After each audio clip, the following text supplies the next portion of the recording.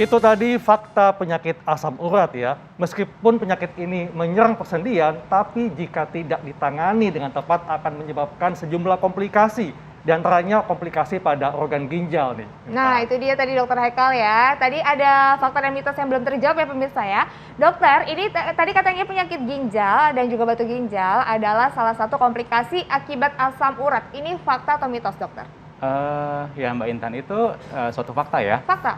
Meskipun kita harus garis bawahi, nggak semua batu ginjal itu disebabkan oleh pasti karena penumpukan asam urat ya. Karena memang batu ginjal itu bisa karena kristal kalsium dan lain sebagainya. Tapi memang kalau dikatakan bahwa kadar asam urat tinggi itu bisa menyebabkan batu ginjal, itu suatu fakta. Meskipun dia kasusnya ya harus dipilah-pilah lagi nih, nggak semua yang kadar asam urat tinggi itu pasti akan menyebabkan batu ginjal seperti itu. Tadi bisa menyebabkan batu ginjal itu karena apa, dokter? Biasanya kalau dari asam urat ini? Ya, jadi kan seperti yang saya sampaikan tadi bahwa asam urat itu kan kalau dia di metabolisme atau dikeluarkan dari tubuh itu kan 70% tuh mayoritas dikeluarkan dari ginjal. Sedangkan 30% lagi itu dari pencernaan ya. Jadi ketika ada gangguan fungsi ginjal ya, kan ginjal kan berfungsi sebagai saringan terhadap darah kita dari hasil-hasil metabolisme, ibaratnya limbah-limbah dan lain sebagainya. Kalau ginjalnya ini mengalami kerusakan, otomatis nanti zat-zat limbah ataupun hasil-hasil produk dari metabolisme ini akan menumpuk di ginjal sehingga menyebabkan batu ginjal salah satunya, Mbak Intan. Ya, dokter. Jadi memang selain sebabkan komplikasi pada ginjal, ternyata dok ya, ini ada fakta mitos yang mengatakan bahwa orang yang menderita penyakit asam ginjal lebih beresiko memiliki masalah pada jantung. Ini fakta atau mitos, dok? Orang yang asam uratnya asam ginjal ya? Iya. Asam urat maksudnya. Asam urat tinggi. Ya, jadi gini, berdasarkan penelitian dari Dr. Haikal dikatakan memang bahwa asam urat yang tinggi itu ya, hiperurisemia yang kadar asam urat yang tinggi itu merupakan salah satu berhubungan ya, cukup berhubungan dengan terjadinya penyakit kardiovaskular ya atau penyakit jantung. Jadi dan itu merupakan suatu fakta meskipun ini harus diteliti lebih lanjut ya. Kita juga menegaskan lagi bahwa timbulnya penyakit jantung pada seseorang itu kan multifaktorial, faktornya banyak ya.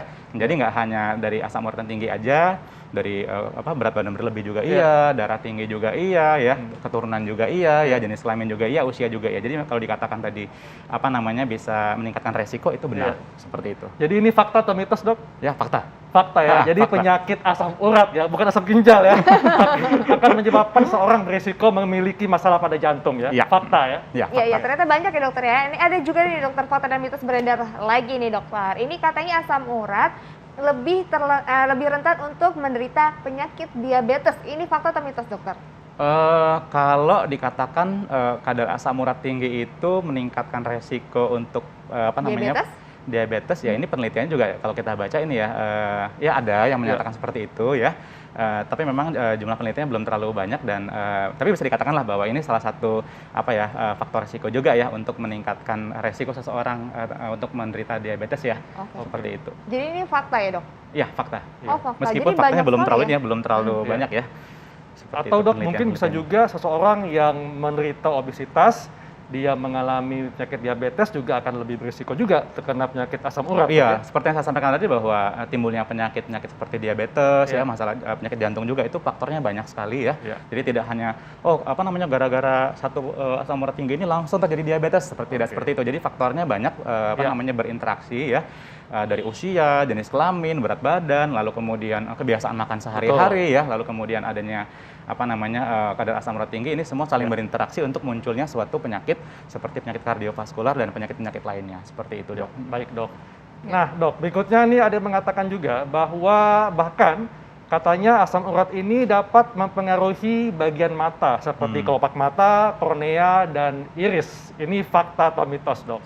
Nah, jadi gini, seperti yang saya sampaikan tadi bahwa kadar asam urat yang kadarnya tinggi itu kalau berlangsung lama dia akan bisa mengalami penumpukan ya atau deposisi, dan deposisi ini utamanya di jaringan-jaringan lunak ya, termasuk di dalamnya sendi dan kulit dan lain sebagainya gitu. Dan kalau dikatakan apakah nanti bisa berpengaruh terhadap organ mata, ini ada faktanya ya. Jadi memang beberapa laporan kasus memang menyatakan bahwa penumpukan kristal asam urat ini bisa terjadi di kelopak mata ya, di kornea dan lain sebagainya. Jadi ini merupakan suatu fakta meskipun kita harus garis bawahi kasusnya itu termasuk jarang ya, jarang. Jadi Tapi ada kejadiannya seperti itu. Jadi tetap ada kemungkinan dok ya terkena Ada kemungkinan gangguan kalau pada misalnya organ mata. misalnya kadar asam uratnya tinggi, dibiarin terlalu lama itu bisa menumpuk di berbagai Iya. organ tubuh kita. Dalam hal ini kita garis bawahi lah jaringan lunak ya, seperti itu.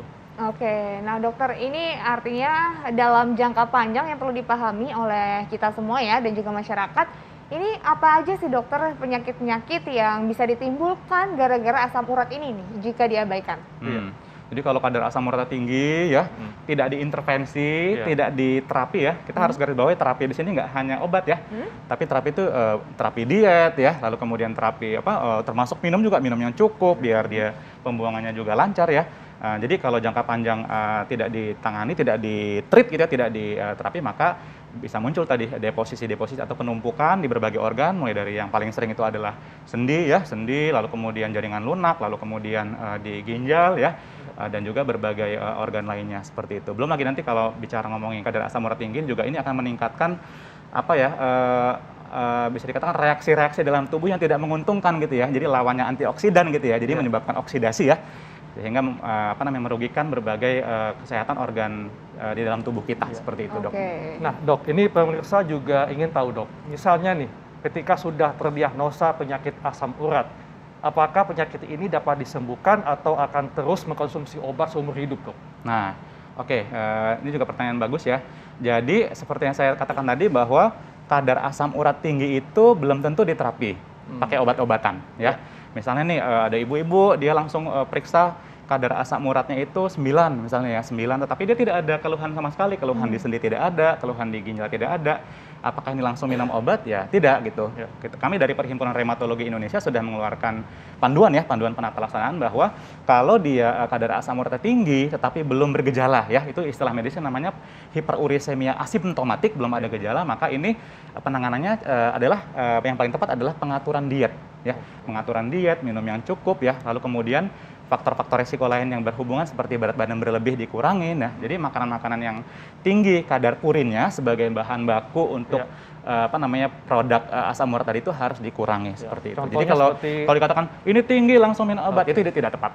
Jadi hanya orang-orang hanya kelompok tertentu saja yang kita obati dengan obat-obatan medis. Contoh makanan yang tinggi purin ini apa saja, Dok? Karena yang sebaiknya sebaiknya dihindari makanan berpemanis buatan ya, minuman-minuman pemanis buatan, lalu kemudian alkohol ya, lalu kemudian seafood ya. Daging merah juga, Dok. Daging merah juga ya. Itu yang harus termasuk yang harus dikurangin seperti itu. Dan kacang-kacangan ya?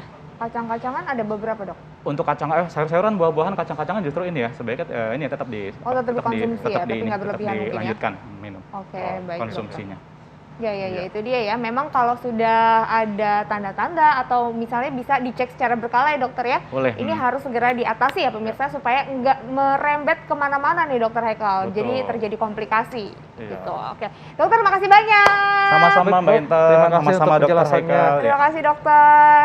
Nah dokter Haikal, tadi kan tentang asam urat. Terus kita bakal ngebahas tentang perawatan atau penyakit kulit dokter. Ternyata bisa diatasi dengan herbal loh. Nah, contohnya apa Intan penyakit kulitnya?